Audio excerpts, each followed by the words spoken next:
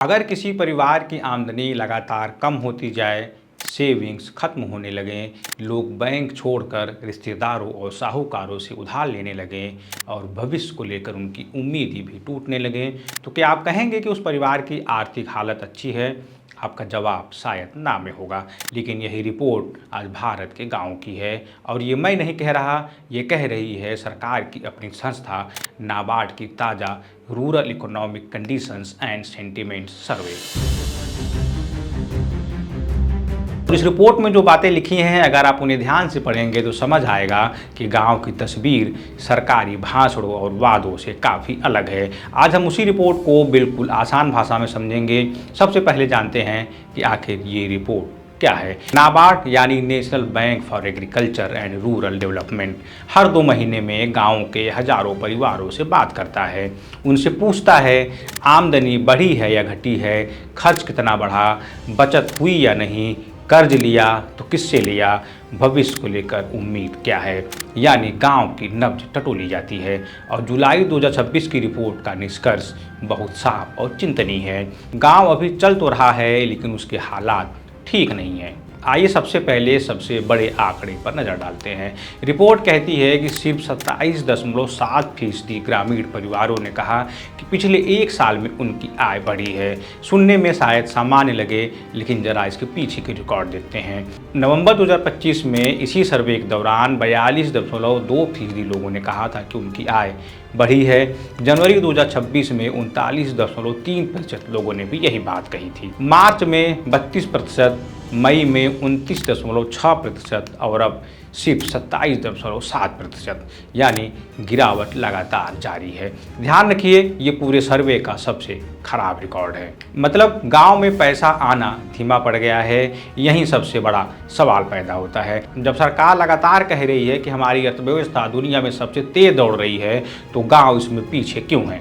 कोई कह सकता है कि चलो आय कम बढ़ी है, खर्च बढ़ रहा है, लेकिन वहाँ भी रफ्तार टूट रही है। पहले लगभग 80% परिवार कहते थे कि उनका खर्च बढ़ा है, अब ये घटकर 74% रह गया है। पहली नज़र में ये अच्छी खबर लग सकती है, लेकिन ऐसा नहीं है, क्योंकि जब आय नहीं बढ़ती तो लोग खर्च कम करना शुरू कर देते हैं। नए कपड़े नहीं खरीदते, मोबाइल नहीं खरीदते, घर की मरम्मत टाल देते हैं, दवा भी बहुत ज़रूरत होने पर ही लेते हैं। यानी खर्च कम होना हमेशा अच्छी खबर नहीं होती, कई बार यह मजबूरी होती है। अब एक और चौंकाने वाला आंकड़ा सुनिए। ग्रामीण परिवार अपनी कमाई का लगभग 2/3 हिस्सा सिर्फ रोज़मर्रा के खर्च में उड़ा देते हैं।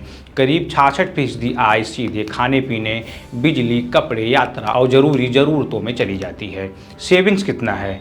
लगभग 13%। यानी किसी महीने कोई बीमारी आ जाए, फसल खराब हो जाए या नौकरी चली जाए तो पूरा बजट बिगड़ सकता है। अब आते हैं उस आंकड़े पर जो शायद सबसे ज़्यादा चिंता पैदा करता है, वह है सेविंग्स। रिपोर्ट कहती है कि सिर्फ 17.8% परिवारों ने कहा कि उनकी बचत बढ़ी है। ये भी सर्वे का सबसे निचला स्तर है। अब इसे ऐसे समझिए, अगर आपकी तनख्वाह बढ़ना बंद हो जाए और महीने के आखिर में बैंक खाते में पहले से कम पैसा बचे, तो इसका मतलब क्या है? यही कि आर्थिक सुरक्षा खत्म हो रही है और गाँव में इस समय यही हो रहा है। अब सवाल उठता है, अगर सेविंग्स नहीं हो रही है तो लोग काम कैसे चला रहे हैं? यह रिपोर्ट सबसे बड़ा खुलासा करती है। लोग फिर से उधार पर निर्भर हो रहे हैं, लेकिन बैंक से नहीं, दोस्तों से, रिश्तेदारों से और साहूकारों से। रिपोर्ट कहती है कि सिर्फ अनौपचारिक स्रोतों से कर्ज लेने वाले परिवारों की हिस्सेदारी बढ़कर 23.6% हो गई है।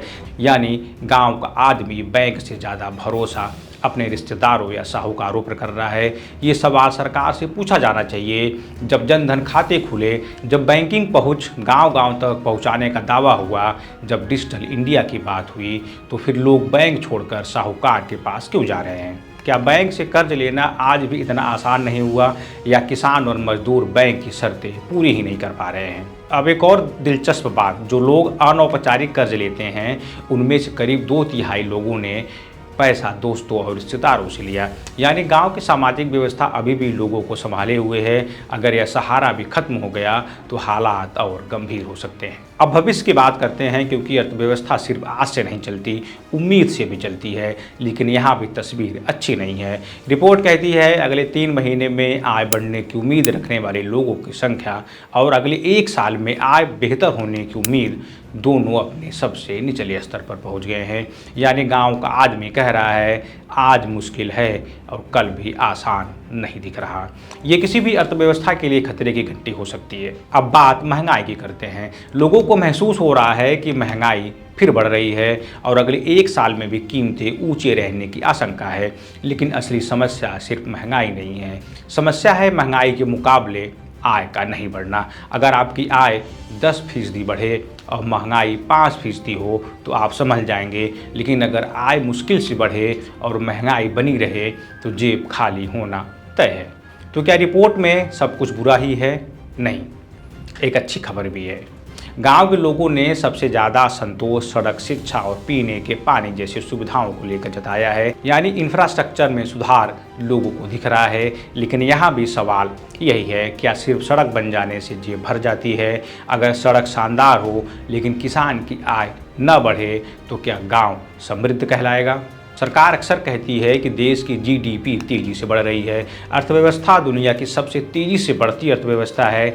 ये बात आंकड़ों में सही हो सकती है, लेकिन नाबार्ड की यही रिपोर्ट पूछती है उस विकास का फ़ायदा गांव तक कितनी तेज़ी से पहुंच रहा है।